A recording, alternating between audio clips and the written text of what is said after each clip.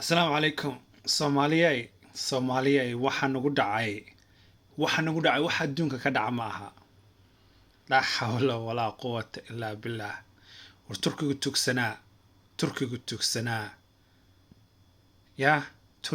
tuugsanaa oryadeeni xadi okaa soomaali dhan dadkii gaajada ku jiray 30 40 50 sano waxay ku riyoonayeen hal wax kaliya: maalintii aan shidaalka soo saarano, maalintii aan shidaalkeena soo saarana taajireena. maanta shidaalkeeni oo dhan waxa iskala Turki. hal wax aa ku leedahay malaha. 90% oo wadan laga qaato boqolkiiba 90. oo haddaa diilkana sii akhrisid, diilkan waa akhriyay, diilkan waxa ku qoran haddaa akhrisid ma aragtay diilka waxa ninkan noo saxiixay. haddaa akhrisid waa yaabaysaa. xitaa in lacag lagugu siinaayo xataa ma fahantay, xitaa in lacag lagugu siinaayo xataa 5% kaas ma cadda, diilka ma ku cadda. gumaysi toosa oo aanan macquul ahayn aan galnay maanta. Europeanka gumaysanaya Africa weligood saan ma ula dhaqmin qaabka uu Turkiga Soomaaliya ula dhaqmayo. wadan loola dhaqmay ama wadan sharaf leh ama sharafnimo sugaya oo saan u dhaqmo weligeed ma dhicin. in wadan uu dhiibo xoolihiisii oo dhan, waa shidaalkiisii oo dhan, looga qaato boqolkiiba 90 wadan kale uu lahaado, oo wadankaas kale ay diilka ku qoran tahay. xataa qasab maaha in uu mataqaanaa maxaa la dhahaa isaga keligiisu qaato. qoladii uu doono keensan karaa, qoladii uu doono ayuu keensan karaa. xafiis xataa qasab maaha ku qoran inuu ka furto Soomaaliya. weligeed wax la maqlay oo la arkay ma ah waxaan. waxa weeye mustaqbalkii caruurta Soomaaliya oo dhan. dadka Soomaaliya waxaa loo qoray maanta inay weligood iyo allahood aysan ka bixin gaajo. cause halkii wax ay gaajada uga bixi lahaayeen, halkii wax oo gaajada uga bixi lahaayeen wuxuu ahaa shidaalkaas inay soo saartaan, inay gataan, in mataqaanaa adduunka lagu aqoonsado, wadankooda ka dhistaan, inay ceelal biyo ka soo daystaan. laakiin maanta ma dhacayso, waayo waxaagii oo dhan, maalkaagii oo dhan Turki baa saxiixday. kambani Turkiya iskale. waa wadan kaa quwad badan, waa wadan kaa ciidan badan, waa wadan NATO ku jira. ma fahmaysaa? waa wadan ciddii isaga uu doono intuu wax yar uu ka siiyo weligiisi aliis dhulka kugu hayn karaa.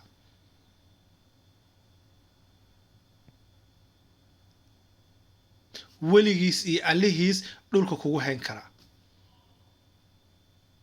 qaabka yuhuudda ay Falastiin ula dhaqanto oo kale ayaa lagula dhaqmi doonaa. ninkii Soomaaliya hadla markii ay lacagtaasi ka helaan meeshaas, shaqsigii Soomaaliya oo ka hor imaadana waa arki doontaan waxa ku dhaca. waayo wuxuu aaminayaa inuu isagu leeyahay oo xaq u leeyahay. waayo ninkan dameerka ah ayaa u saxiixay, ninkaana u saxiixay. war ninkan may Soomaali iska qabato?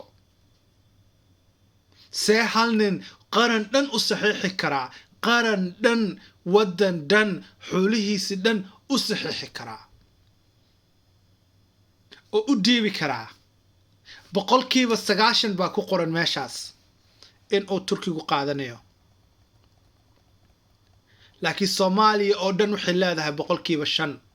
5taas kale xataa meelay aadaysa xataa lama oga. ma 5taasaa la siiyey xasan?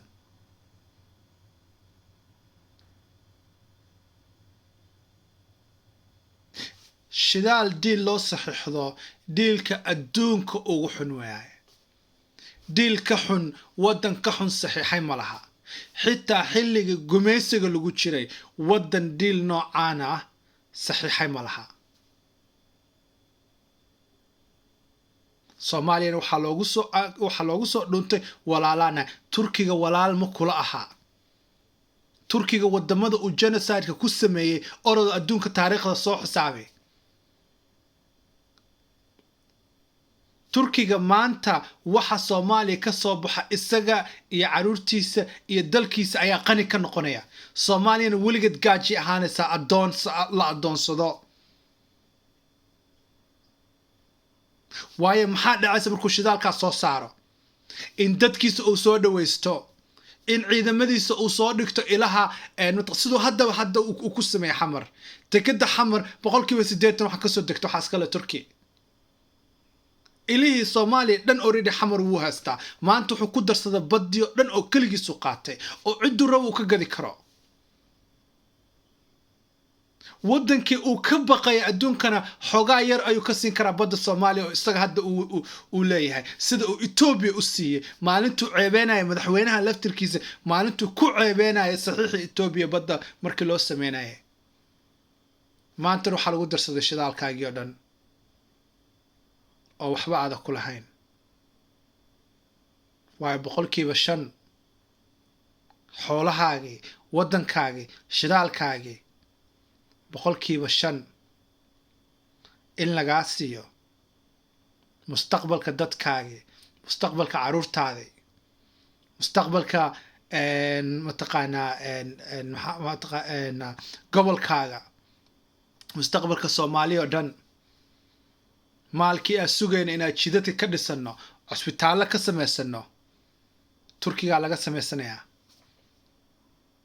Turkiga wadankiisa interestigiisa isaga interestigiisa samaad arkin interestigiisa ayuu ka soo saartay Soomaaliya waayo wuxuu arkay in Soomaaliya ay leedahay dadan israacsaneen dadan dhiig lahayn dadaanan qabsanaynin iyo madaxweyne wax kasta iska saxiixaya hadduu madaxweynahan ogyahay in la qabsan doono hadduu ogyahay inuusan ku raaxaysaneen wixii jeebka loo geliyay oo qaranka dhan uu ku saxiixay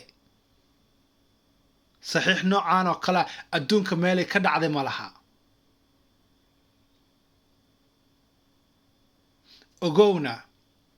ogow Turki wuu ogyahay kaligiis inuu sahaysan karin wuxuu kugu sameyn doonaa in wadamo kale oo sidiisa u xoog weyn in xoga yar u ka siiyo ama waxa dhacaysa wadamada markay arkaan inuu isaga intaas dhan saxiixan karo inay imaadaan kuwa kale ayagana ay saxiixdaan wax kasta oo kale wixii hore dhan ay saxiixdaan Soomaalidana ay noqoto dad lagu soo koobo way dhici kartaa dad lagu koobo meelo yar yar sida Falastiiniinta lagu sameeyo maanta dhul yar dad lagu koobo waayo haddii waxaan oo kale laga saxiixan karo oo madaxweynaha uu iska saxiixayo de wax kasta oo laga saxiixan karaa way 90% orad website kan ka soo akhri website ka kaasa nordicmonitor.com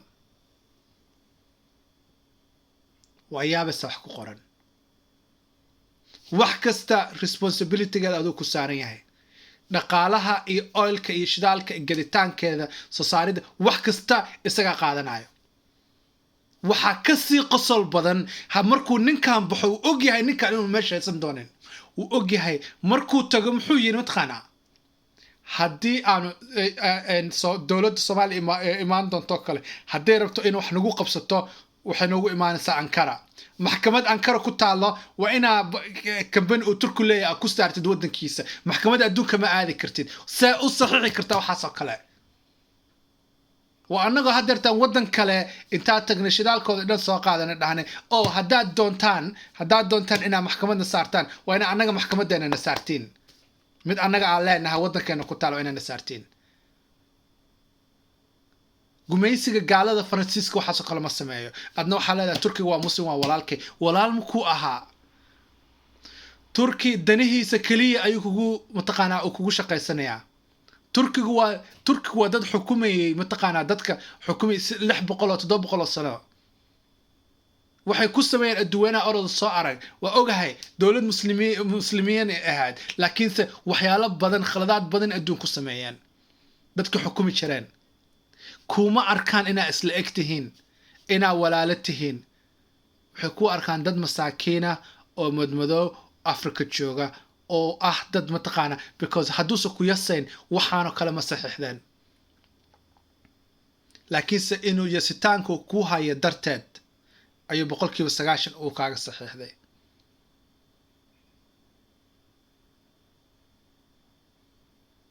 haddaa turki jeclaan jirtay jacaylkaaga iska hilmaam jacaylkaas uu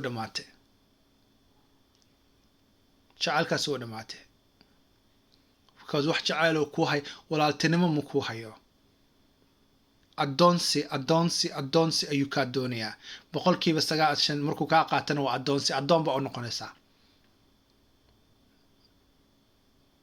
wax talaa ku leedahay ma laha waxaad ka celin kartid ma laha shidaalkii soo baxo deked baa la samaysanaya halkaasaa laga qaadayaa ciidan baa la soo dhiganayaa ma fahantay haddii soomaalinimo kugu jirto tus maanta shakhsi kasta la hadashid fahmaysa waa ogahay wax weyn ma qaadi karna maanta laakiinse dadka meeshaas la soo fadhiyo turki jacaylka u sheeg waxaad tiraahdaa waddanku jecel waxaan ma kugu samayn lahaa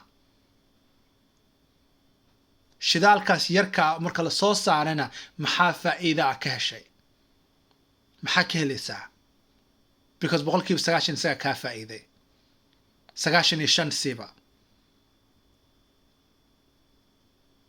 $100 marka aad heshid $5 ka leedahay $5 xataa ma fahmaysaa waxaa laga yaabaa in lagu dhaho oo waxyaalaha khaldan baa waxaa la doonayaa in baa lagu sameeyo camal wakaasa way noo dhamaatay